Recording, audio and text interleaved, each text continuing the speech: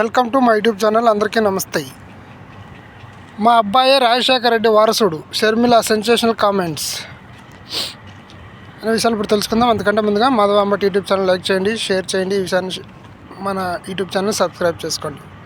ఇంకా విషయంలోకి వెళ్తే, సైతాన్ సైన్యం ఎంత అరిచి గోల పెట్టినా మార్చలేరు. రాజారెడ్డి రాజకీయాల్లోకి రాకముందే ఎందుకు ఈ భయం? జగన్పై మండిపడ్డ కాంగ్రెస్ రాష్ట్ర అధ్యక్షురాలు షర్మిల.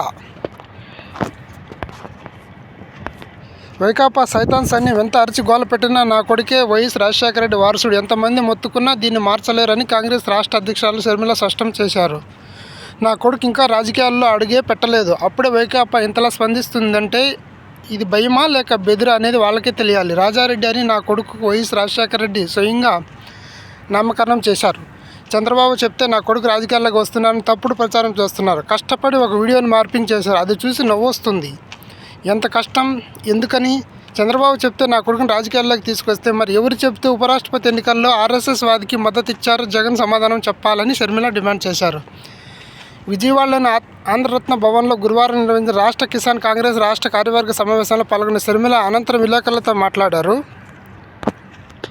వైఎస్ఆర్ బతికి ఉంటే అవమానంతో తలదించుకునేవారు. వైఎస్ఆర్ తన మొత్తం జీవితకాలం భాజపాను వ్యతిరేకించారు.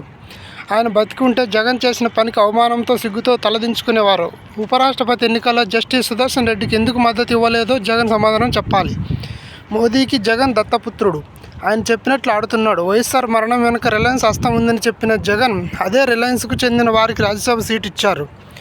మోదీ కోసం అదానీకి గంగవరం పోర్టు కట్టబెట్టారు.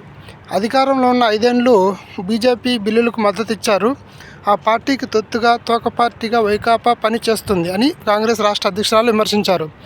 దమ్ముంటే వైకాపా భాజపాకు తోక పార్టీ అని జగన్ అంగీకరించాలి. ఆ ధైర్యం లేకుంటే చేతి మీద బీజేపీని పచ్చబొట్టు వేసుకోండి. పొరుగు రాష్ట్రంలో బీఆర్ఎస్ ఎవరికి ఓటు వేయకుండా మౌనంగా ఉంది. వైకాపాకు ఆ మాత్రం ఇంకిత జ్ఞానం లేదా? వైఎస్ఆర్ వారసుడై ఉండి బీజేపీకి ఓటు వేయడం సిగ్గుచేటు. వైఎస్ఆర్ ఛాతిలో కత్తితో పొడిచిన వాడిలా చరిత్రలో మిగిలిపోతావు అని షర్మిల ఆగ్రహం వ్యక్తం చేశారు. రాష్ట్రంలో మెడికల్ కళాశాల ప్రైవేటీకరణ తీవ్రంగా వ్యతిరేకిస్తున్నాం. రైతుల ఆత్మహత్యల్లో రాష్ట్రం మొదటి స్థానంలో ఉంది. రైతులకు భరోసా లేదు, ఏ పంటకు మద్దతు ధర అందడం లేదు. రైతుల పక్షాన కాంగ్రెస్ పోరాటం చేస్తుంది. సూపర్ 6 హిట్ అయితే ఆ పథకాలు ప్రజలకు ఎందుకు అందడం లేదని ప్రభుత్వాన్ని షర్మిల నిలదీశారు. ఇది విషయం. Please like, share, subscribe Madhava Ambati YouTube channel. Thank you very much.